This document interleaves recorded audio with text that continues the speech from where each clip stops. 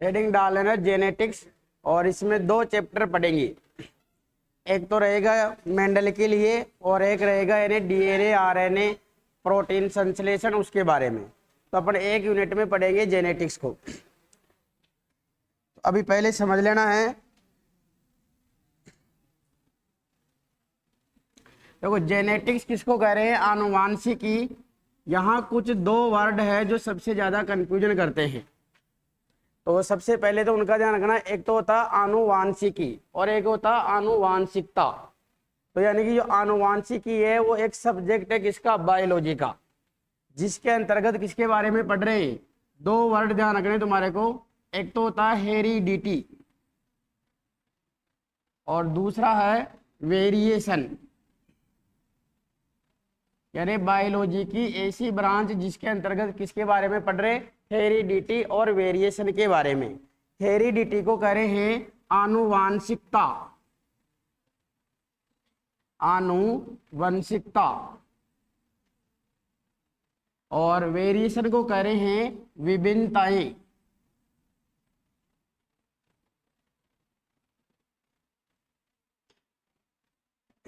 इसमें हेरिडिटी का मीनिंग क्या है, हेरिडिटी का मतलब होता है कोई भी जो लक्षण है उस लक्षण का अपने जनक से, यानी लक्षणों का जनक से संततियों में, संततियों में स्थानांतरण, उसको तो कह रहे हैं हेरिडिटी, आनुवंशिकता। और वेरिएशन का मीनिंग है यानी कि जितनी भी संततियां उत्पन्न होती है जनक से, वो संततियां आपस में समान नहीं होती है। कुछ लक्षण ऐसे होते हैं जो उनमें जनक से अलग मिलेंगे, तो उन भिन्नताओं को या असमानताओं को क्या कहेंगे, वेरिएशन। तो संततियों में उपस्थित असमानताएं, उनको कह रहे हैं वेरिएशन या विभिन्नताएं। वेरिएशन 2 प्रकार का होता है, वेरिएशन 2 प्रकार का है।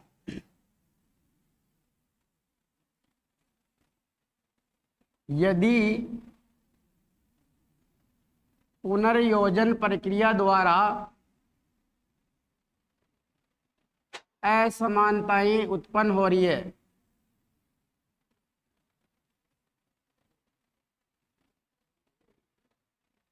तो उनको तो कहेंगे जेनेटिक वेरिएशन। और यदि वातावरणीय कारकों के द्वारा हो रही है,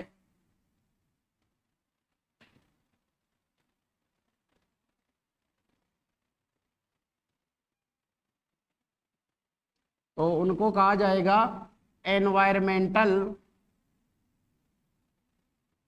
वेरिएशन। इनमें से यानी पीढ़ी दर पीढ़ी कौन सा स्थानांतरित होगा, केवल जेनेटिक वेरिएशन। यानी कई बार क्या होता है, जन्म लेने के बाद या जन्म के दौरान वातावरण के बहुत सारे कारक उसको प्रभावित करते हैं, जिससे कुछ उसमें लक्षण विकसित हो जाते हैं, तो वो तो अगली पीढ़ी में नहीं जा पाते। तो यानी कि स्थानांतरण योग्य कौन सा रहेगा इनमें वेरिएशन, वो रहेगा जेनेटिक वेरिएशन। और जब अर्धसूत्री विभाजन होता है तब यानी पुनर्योजन प्रक्रिया होती है, यानी कि वहाँ क्रोमोजोम के क्या होते हैं, टुकड़े होते हैं, और वो वापस क्या होते हैं, जुड़ते हैं। यानी कि जो जीन होती है वो अलग होती है और वापस जुड़ती है, जिसके कारण क्या होता है, उनमें असमानताएं आ जाती है, उसको तो कहेंगे जेनेटिक वेरिएशन। तो तुम्हारे को ध्यान रखना, जेनेटिक्स में किसका अध्ययन कर रहे हैं, 2 वर्ड है, एक तो हेरिडिटी और एक है वेरिएशन।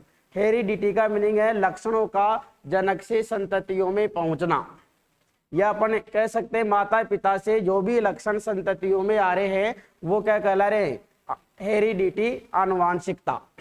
और जिस प्रक्रिया के माध्यम से आ रहे हैं उसको कहेंगे इनहेरिटेंस, यानी वंशानुगत। एक और टर्म आएगी इनहेरिटेंस, इसको कह रहे हैं वंशानुगत। तो इसको शॉर्ट में क्या लिख सकता हूं मैं, आनुवांशिकता की प्रक्रिया,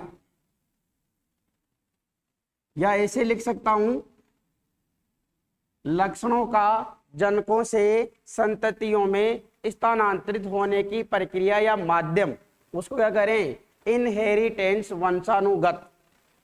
तो कई बार ये टर्म और ये टर्म कंफ्यूज करती है, तो अध्ययन कर रहे कभी परिभाषा के रूप में पूछ रहा होगा तो दो वर्ड तुम्हारे को देखने, हेरिडिटी और वेरिएशन। सबसे पहले ध्यान रखना तुम्हारे को, कुछ यहाँ छोटी छोटी बातें हैं। जो ये लक्षण होता है, अभी फिलहाल तो अपन क्या पढ़ते हैं कि जीन के द्वारा नियंत्रित होता है, लेकिन यानी कि जब मेंडल ने काम किया था तब उसने यानी कि जीन नाम नहीं दिया था, और उसने क्या कहा था, उसको कारक फैक्टर कहा था। यानी कि जो लक्षण माता पिता से संततियों में पहुंच रहे हैं वो कुछ तत्वों के द्वारा क्या होते हैं, नियंत्रित होते हैं। तो उनको मेंडल ने क्या कहा था, कारक फैक्टर कहा था, जिसी को वर्तमान में अब क्या करें, जीन कह रहे हैं। और जो जीन वर्ड है वो जॉनसन ने दिया है। तो ध्यान रखना, लक्षण कुछ एलिमेंट्स यानी तत्व द्वारा नियंत्रित रहते हैं,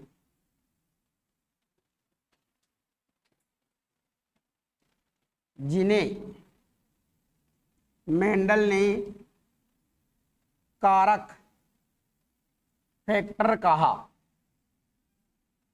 तो क्वेश्चन यहां ऐसे पूछ सकते हैं, कारक या फैक्टर जो शब्द है वो किसने दिया, और कारक को ही अब क्या नाम दे दिया गया, जीन। और जो ये जीन वर्ड है, ये जीन वर्ड किसने दिया है, जीन शब्द, ये शब्द दिया है जॉनसन, जॉनसन द्वारा।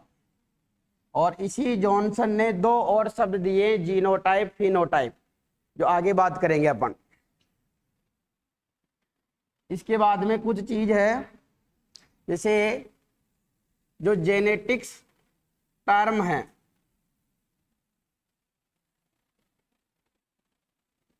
टर्म कह दो या शब्द कह दो, वर्ड कह दो, उसको एक ही बात है। तो जेनेटिक्स टर्म तो किसने दिया है, डब्ल्यू बेटसन, यानी विलियम बेटसन। और कब दिया था, 1905 के अंतर्गत। कई बार पूछा हुआ इसको भी। Father of genetics, father of genetics किसको कह रहे हैं, ग्रेगर जोहन मेंडल।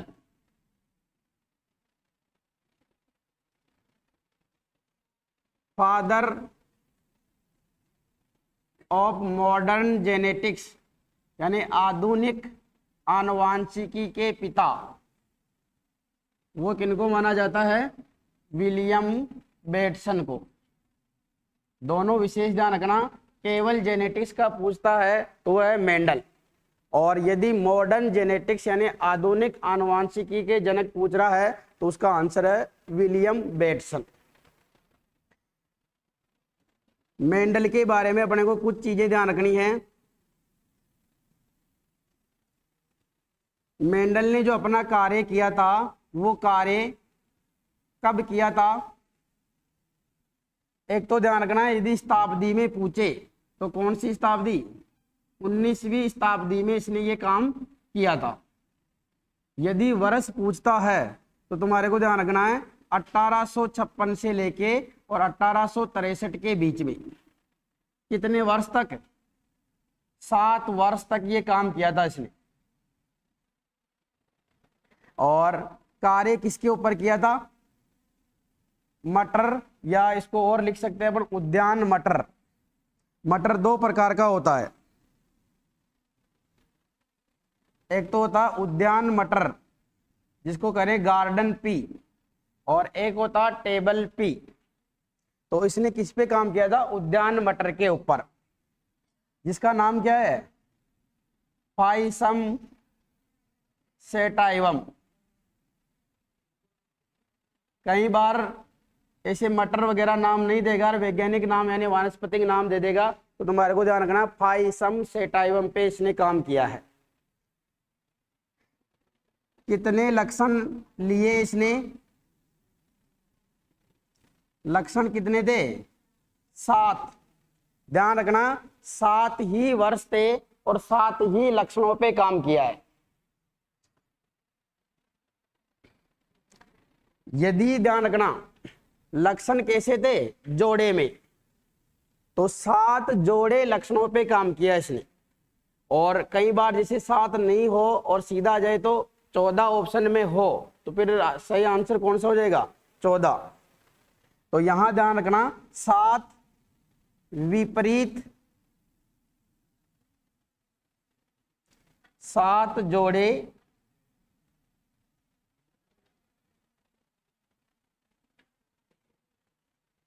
विपरीत लक्षण। विपरीत लक्षण का मतलब है ऐसे लक्षण होते हैं जो एक दूसरे के अपोजिट होते हैं बिल्कुल। जैसे एक लंबा है तो दूसरा क्या हो गया, बौना।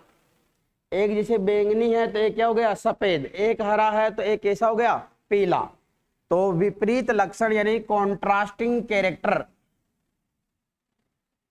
कॉन्ट्रास्टिंग कैरेक्टर या ट्रेट्स, या विपरीत की जगह लिखा हुआ मिल सकता है विपर्यासी, विपर्यासी लक्षण। इस मटर के पौधे में गुणसूत्र की संख्या कितनी है, गुणसूत्र है इसमें 2n बराबर 14। यानी यदि जोड़े में पूछ रहा है तो उनकी संख्या भी कितनी हो गई, वापस 7। तो 2n बराबर है 14। 7 वर्षों तक काम किया है। कई बार तुम्हारे को ये भी पूछेगा ईयर भी, यानी किस किस वर्ष के बीच में इसने काम किया था। तो 1856 से लेके और 1863। लक्षण भी है 7, गुणसूत्र टोटल पूछ रहे हैं तो 14, और यदि कई बार जोड़े में पूछ लिया तो उसको भी अपन क्या बता सकते हैं, 7। अब यहां तुम्हारे को ध्यान रखना टर्म तो दी थी कब, 1955 में, लेकिन यहां ध्यान रखना foundation of genetics, foundation of genetics. Foundation का मतलब क्या होता है, स्थापना। यानी कि जो ये जेनेटिक्स जो सब्जेक्ट बना, इसकी वास्तु में जो आधारशिला है वो कब मानी जाती है, तो वो मानी जाती है 1866 के अंतर्गत। ऐसा क्यों है कि जो मेंडल ने अपने कार्य किए थे उन्होंने उनको एक रिसर्च पेपर के रूप में 1866 में पब्लिश कर दिया था। लेकिन यानी कि उस समय डार्विन की एक किताब चलती थी, ओरिजिन ऑफ स्पीसीज, जिसके कारण जो मेंडल ने काम किया उसके ऊपर ज्यादा ध्यान नहीं दिया गया, क्योंकि उस समय डार्विन सबसे बड़ा वैज्ञानिक था। और उस बुक के लॉन्च होने के कारण जितने भी वैज्ञानिक है उनका सभी का ध्यान चला गया उस बुक को पढ़ने में, और जो ये मेंडल के कार्य हैं ये ऐसे ही छुपे हुए रह गए। मेंडल की मृत्यु हो जाती है 1884 में, और उसके बाद में 1900 में 3 वैज्ञानिक आते हैं और वो वापस यानी कि जेनेटिक्स के ऊपर काम करना स्टार्ट करते हैं। तो उनको तब पता लगता है कि जो उनको परिणाम मिले ऐसे परिणाम मेंडल ने 1866 में बता दिए। तब जाके और फिर मेंडल को क्या कहा जाता है, फादर ऑफ जेनेटिक्स, या जो वंशानुगत के नियम हैं या जो सिद्धांत है उनका श्रेय किसको दिया जाता है, मेंडल को दिया जाता है। जन्म होता है इसका 1822 में और मृत्यु जाती है 1884 में। और जो मेंडल है ये कोई बायोलॉजी का स्टूडेंट नहीं है, सबसे पहले तो ये ध्यान रखना। यानी कि जो इसके जो कार्य किए थे उनको नहीं पढ़ने का एक मुख्य कारण ये भी है, मेंडल था मैथमेटिक्स का स्टूडेंट। तो कई बार होता है कि सब्जेक्ट मैथमेटिक्स है और रिसर्च कर दिया किस पे, बायोलॉजी वाली चीज पे। तो यानी कि जो वैज्ञानिक है वो इसको वैज्ञानिक नहीं मान रहे थे, तो कर दिया होगा इसी। तो यहाँ कुछ छोटी छोटी चीजें ध्यान रखनी है। कार्य किया था इसने 19वीं शताब्दी में। ड्यूरेशन है इसका 1856 से लेके 1863, और ईयर ध्यान रखने काउंटिंग में 7 वर्ष। उद्यान मटर पे काम किया था इसने, जिसका नाम है फाइसम सेटाइवम। लक्षण लिए थे इसने 7 जोड़ी विपरीत लक्षण। यदि 7 ऑप्शन में नहीं है तो 14 हो सकता है, यानी कि अलग अलग मान के। यदि आ जाए कि कितनी किस्मों पे काम किया था इसने, तब भी ध्यान रखना तुम्हारे को 7 या 14 ऑप्शन में देखना है। गुणसूत्र की संख्या कितनी है? 14। और यदि जोड़े में पूछ रहा है तो यानी कि 7 भी ऑप्शन में दे सकता हो। अगुणित द्विगुणित कर कुरा के, यानी कि 7 14 7 14, यानी कि इसका जितना भी काम है वो 7 14 पे ही चल रहा है पूरा काम। और भी इसकी डिटेल क्या है कि जो मटर है उस मटर के पौधे का ही चयन क्यों किया इसने।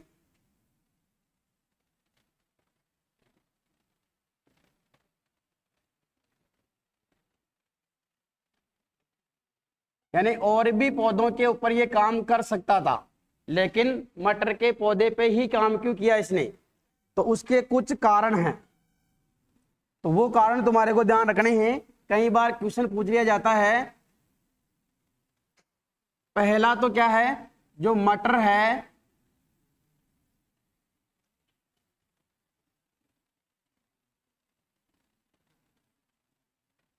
स्वपरागित होता है। स्वपरागित का मतलब परागण 3 प्रकार का होता है। अभी अपने एक अलग यूनिट है पुष्पीय पादपों में जनन, वहां परागण का डिटेल से पढ़ते हैं। तो परागण 3 प्रकार का होता है, यानी कि 3 कंडीशन यहां बता रहा हूं मैं। एक पौधा है जिसमें एक ही फूल है और उसमें नर और मादा दोनों जननांग उपस्थित है। एक कंडीशन तो ऐसी है।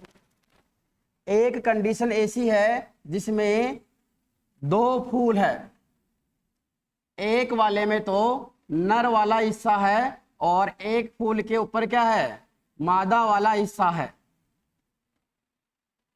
यानी कि पुष्प 2 है लेकिन पौधा एक ही है। और एक कंडीशन ऐसी है जिसमें 2 पौधे हैं, जिसमें एक के ऊपर तो क्या है, नर वाला फूल लगा हुआ है, और एक पौधा है जिसमें केवल फीमेल वाला फूल लगा हुआ है। यानी इसको मैं लिख सकता हूं नर पुष्प, और ये है मादा पुष्प। इसमें ये है नर और ये है फीमेल मादा, और इसमें ये जो हिस्सा बता रहा हूं ये है नर का और ये है मादा का। 3 कंडीशन है। पहली की बात करें, यानी कि ऐसा पौधा जिसमें उभयलिंगी प्रकार का पुष्प है। उभयलिंगी का मतलब है नर जननांग और मादा जननांग एक ही फूल के अंतर्गत है, तब तो यहां क्या होगा, स्वपरागण। इस कंडीशन में तो क्या होना है, स्वपरागण। और जब पौधा एक ही है लेकिन फूल 2 प्रकार के हैं, यानी कि नर जननांग अलग फूल में है और मादा जननांग अलग फूल में है, तब जो परागण हो रहा है उसको करें सजातीय पुष्प परागण। जिसको एक विशेष टर्म ध्यान देते हैं, वो ध्यान रखना, जिटेनोगेमी। जिटेनोगेमी, इसको स्वपरागण यानी सेल्फ पॉलिनेशन कह रहे हैं। Self pollination. इसको मैं एक और नाम दे सकता हूं, ऑटोगेमी।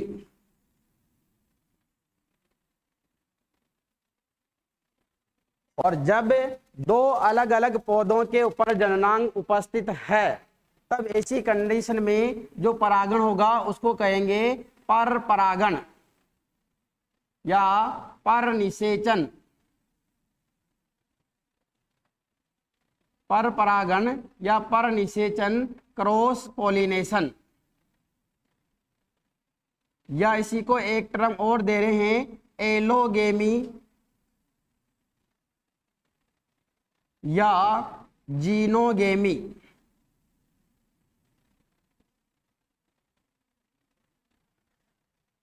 तो मटर किस में आता है? दलहनी पादप में, यानी जो लेग्यूमिनेसी फैमिली है उसमें आ रहा है, यानी दाल के रूप में इसका उपयोग भी किया जाता है, करते हैं दाल के रूप में। मटर की दाल खा ली?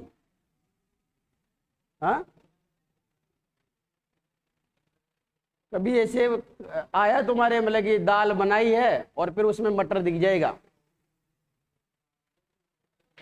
मतलब कि दाल बनाई है सब्जी के रूप में और उसमें मटर दिख जाएगा तुम्हारे को?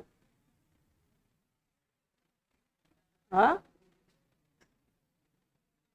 तुम्हारे को कभी भी खाने वाने में गए होंगे, तुमने कहा होगा कि दाल बनाई है, तो उसमें क्या दिख रहा होगा? मटर दिख गया। तो दाल किसको कह रहे हैं अपने? मूंग हो गया, उड़द हो गया, नहीं है, अरहर हो गई, उसको दाल कह रहे हैं। मटर भी दाल हो गई। अरे जो लेग्यूमिनेसी कुल में आ रहे हैं ना, यानी जितनी भी दलहनी फसलें हैं वो सब लेग्यूमिनेसी कुल में आती है, लेकिन हर लेग्यूमिनेसी कुल में आने वाली जो फसल है वो दाल नहीं है। जैसे मूंगफली को भी तुम तो दाल कह दोगे, वो भी तो लेग्यूमिनेसी कुल में आ रही है। तो लेग्यूमिनेसी या जो फेबेसी कुल है उसको दलहन कुल भी कहा जाता है। तो इसका मतलब ऐसा नहीं है कि उसमें जो इतने भी पौधे आ रहे हैं वो सब दाल है। तो पहला तो ध्यान रखना तुम्हारे को, मटर कैसा है? स्वपरागित होता है। जो इसका पुष्प होता है वो बड़ा होता है, पुष्प बड़े आकार का होता है, जिसके कारण मेंडल को यानी कि पर परागण कराने में ज्यादा समस्या नहीं होती थी। तो मटर जो पुष्प है वो बड़े आकार का होता है। मटर के अंतर्गत बहुत सारे विपरीत लक्षण उपलब्ध थे।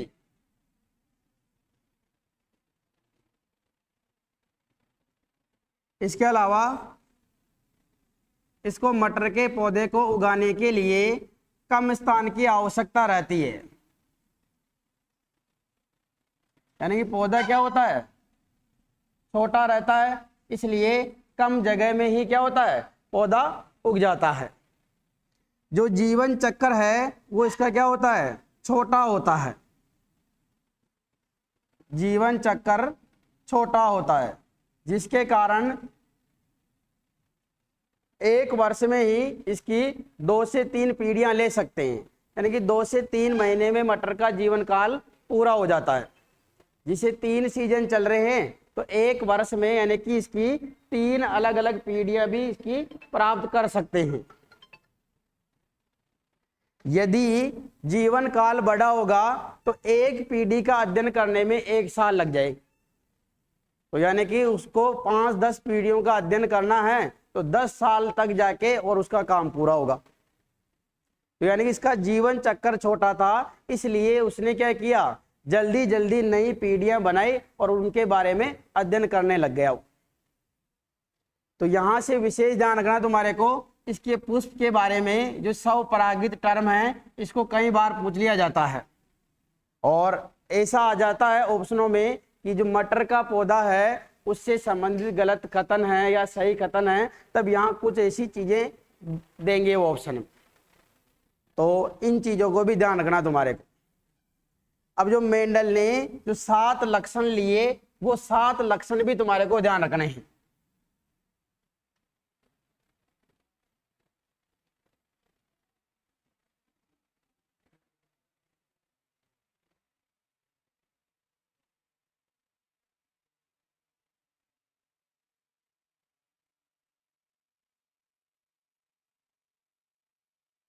यानी कि जो 7 लक्षणों पे इसने काम किया था वो लक्षण 2 प्रकार के थे।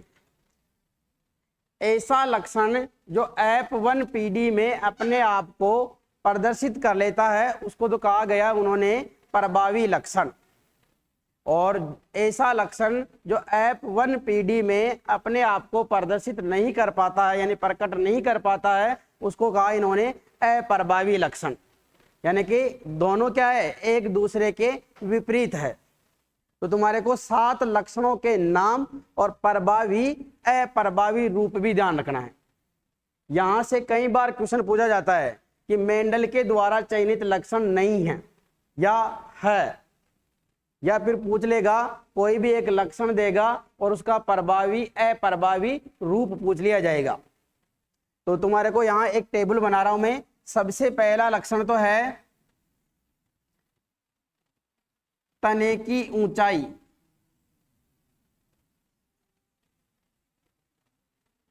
तने की ऊंचाई बोलो या पादप की ऊंचाई को एक ही बात है। तो ब्रैकेट में लिख देता हूं, तने की जगह तुम्हारे को ऐसा भी लिखा हुआ मिल सकता है कि पादप की ऊंचाई, या ऊंचाई की जगह लंबाई वर्ड भी लिख सकते हैं।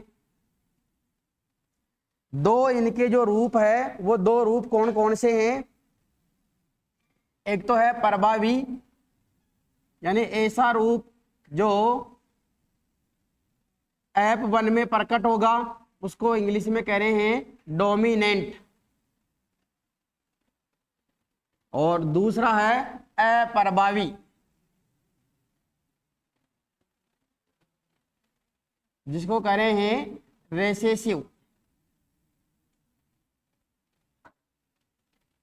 इसी प्रक्रिया के माध्यम से एक नियम निकल के आएगा जिसको अपन आगे पढ़ेंगे, प्रभाविता का नियम। तो तने की ऊंचाई है, इसमें प्रभावी तो कौन था?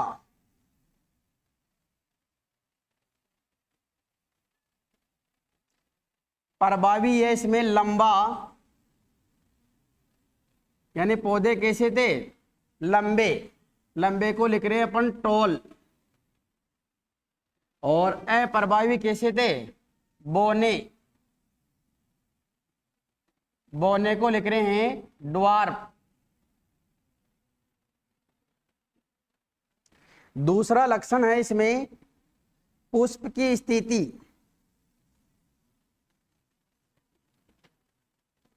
पुष्प की स्थिति यानी कि पुष्प कहां लग रहा है?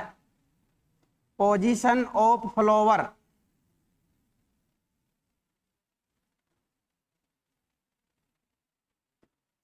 Position of flower. तो पुष्प की स्थिति 2 प्रकार की है, एक तो है एक्जिलरी और एक है टर्मिनल। अक्षीय और कक्षीय, यानी एक तो है जो पौधे के शीर्ष के यानी ऊपर ही ऊपर लग रहा है, और एक कंडीशन है जिसमें साइड में लग रहा है, यानी कि जैसे ये पौधा है तो इसके पासारों में लग रहा है। तो 2 स्थिति है पुष्प की, या तो ऊपर हो सकता है या साइड में हो सकता है। तीसरा है पुष्प का कलर। पुष्प का रंग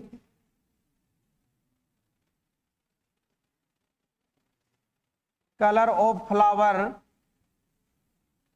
तो 2 प्रकार के कलर है, एक तो है वॉयलेट। वॉयलेट का मीनिंग है बैंगनी, और एक है वाइट सफेद।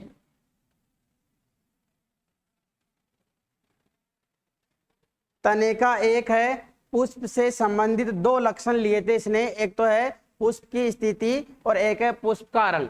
उसके बाद में जब पुष्प निषेचित हो जाता है तब क्या चीज बनती है? फल बनता है। तो मटर में फल को क्या बोल रहे हैं? फली। तो फली की आकृति, फली की आकृति शेप ऑफ पॉड या पॉड शेप। तो फली की आकृति फिर से 2 प्रकार की है, एक तो है फूली हुई और एक है सिकुड़ी हुई यानी संकीर्ण। एक तो है फूली हुई और एक है सिकुड़ी हुई, यानी जिसको अपन कह रहे हैं चपटी।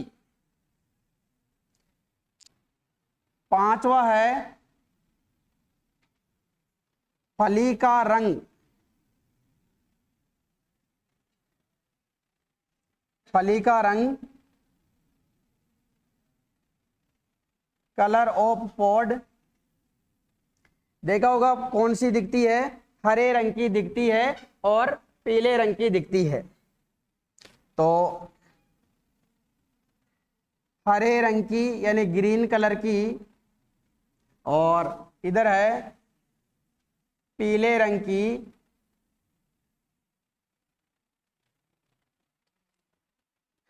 दो फली से रिलेटेड हो गए, इसके बाद में बच रहे हैं दो। कितने लिए थे टोटल? 7। तो 2 है किससे रिलेटेड? बीज से रिलेटेड। तो छठा है बीज की आकृति,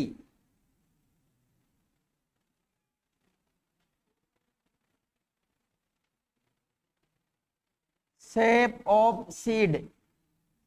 तो बीज कैसा होगा? या तो गोल होगा या सिकुड़ा हुआ यानी झुर्रीदार होगा। तो प्रभावी में तो है गोल राउंड,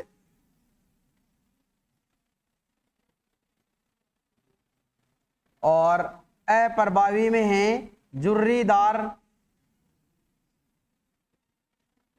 रिंकल्ड।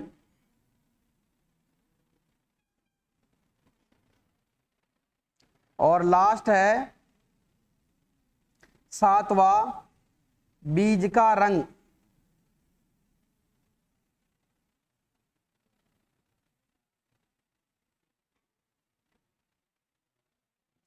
इसमें भी 2 प्रकार का है। फली का उल्टा कर दोगे तो पीले, और अप्रभावी में हो गए हरे ग्रीन कलर के। ये टेबल विशेष तुम्हारे को ध्यान रखनी है, सीक्वेंस में ध्यान रख लेना, कंफ्यूजन नहीं होगा। सबसे पहला है पौधे का ओवरऑल एक लक्षण, यानी उसकी ऊंचाई कह दो या लंबाई कह दो। पौधे के ऊपर सबसे पहले क्या लगेंगे? फूल लगेंगे। तो फूल के हैं 2। जैसे ही फूल कन्वर्ट होगा तो क्या बनेगा? फल बनेगा। और इसके फल को क्या करें? फली पॉड कह रहे हैं। तो फली से रिलेटेड है 2, और फली के अंदर क्या बनेगा? बीज। तो बीज से संबंधित है 2। रंग आकृति, बीज का भी रंग, आकृति फली का भी, पुष्प का रंग, और आकृति की जगह ध्यान रखना है स्थिति। और ये तो बार बार ही पढ़ा होगा, लंबा बोना, लंबा बोना। तो वैसे भी सबसे पहले तो इनमें से पूछेगा वो कि मेंडल द्वारा चयनित लक्षण नहीं है। तो तुम्हारे को 7 नाम पता होने चाहिए। कहीं बार थोड़ा सा डीपली क्वेश्चन देगा तो पूछ लेगा कि प्रभावी रूप और अप्रभावी रूप कौन सा है इनका। तो ये मेंडल के द्वारा चयनित लक्षण है। यहां इसके बाद में कुछ टर्में हैं जो यानी कि इस चैप्टर में बार बार काम में आएगी। यानी कि जैसे फैक्टर क्या है, जीन क्या है, जीनोटाइप क्या है, फिनोटाइप क्या है, समयुग्मजी क्या है, विषम युग्मजी क्या है, जीनोटाइप क्या है, फिनोटाइप क्या है, तो कुछ एलील क्या होते हैं। तो ये सी टर्में आएगी। तो पहले इसको नोट कर लो, उसके बाद में लिखना आगे टर्मिनोलॉजी के हिसाब से।